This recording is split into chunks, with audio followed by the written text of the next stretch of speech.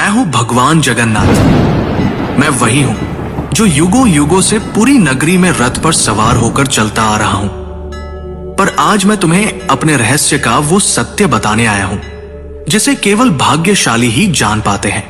लोग मुझे जगन्नाथ कहते हैं, पर क्या तुम जानते हो मैं कौन हूं? मैं वही हूं जो द्वारका में श्री कृष्ण था, वही जिसने अर्जुन को गीता सुनाई, वही जिसने राधा के प्रेम को साक्षात ईश्वरत्व में बदल दिया, वही जिसने अधर्म के सामने धर्म को विजयी बनाया। जब द्वारका का अंत हुआ, मेरा पार्थिव शरीर समुद्र में प्रवाहित कर दिया गया, पर मेरा हृदय, मेरा चेतन तत्व नष्ट नहीं हुआ। समुद्र में एक दिव्य काष्ठ पवित्र लकड़ी के रूप में प्रकट हुई और बहती हुई पुरी के तट पर आई। उसी समय राजा इंद्रद्युम्न ने मुझे स्वप्न में देखा।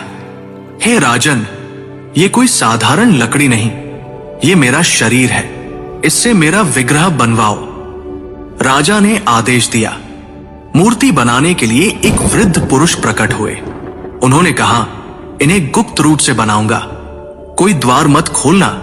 वो कोई और नहीं, स्वयं विश्वकर्मा थे। जब मूर्तियां बन रही थी, रानी की चिंता बढ़ी। द्वार खुलवाया गया, मूर्तियां अधूरी थी। मैं हूं भगवान जगन्नाथ। मैं वही हूं जो युगों युगों से पूरी नगरी में रथ पर सवार होकर चलता आ रहा हूं। पर आज मैं तुम्हें अपने रहस्य का वो सत्य बताने आया हूं जिसे केवल भाग्यशाली ही जान पाते हैं। लोग मुझे जगन्नाथ कहते हैं, पर क्या तुम जानते हो मैं कौन हूं? मैं वही हूं जो द्वारका में श्री कृष्ण था, वही जिसने अर्जुन को गीता सुनाई, वही जिसने राधा के प्रेम को साक्षात ईश्वरत्व में बदल दिया, वही जिसने अधर्म के सामने धर्म को विजयी बनाया।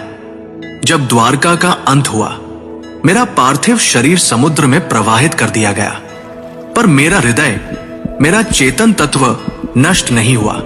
समुद्र में एक दिव्य काष्ठ पवित्र लकड़ी के रूप में प्रकट हुई और बहती हुई पुरी के तट पर आई।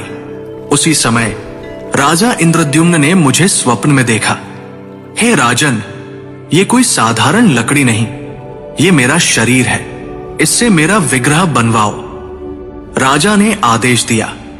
मूर्ति बनाने के लिए एक वृद्ध पुरुष प्रकट हुए। उन्होंने कहा, इन्हें गुप्त रूप से बनाऊंगा, कोई द्वार मत खोलना।